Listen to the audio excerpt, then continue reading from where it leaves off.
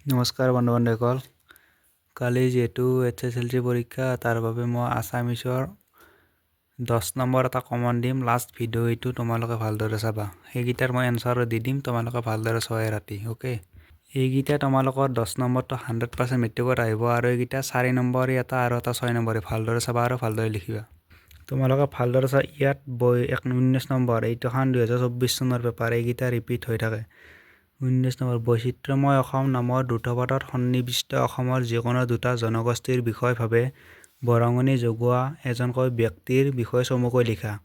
এইটো প্ৰশ্ন তোমালোকৰ 100% মেট্ৰিকত আহিবই। আৰু 2 নম্বৰ প্ৰশ্নটো হৈছে তোমাৰ দ্ৰুতপদত সন্নিৱিষ্ট অসমৰ যিকোনো দুটা জনগোষ্ঠীৰ উৎসৱ পাৰ্বণ সম্পৰ্কে চমুকৈ লিখা। এই দুটা তোমালোকৰ এনচাৰ মই দিছোঁ, তোমালোকে ভালদৰে চাই লিখিবা আৰু মুখস্থ কৰা।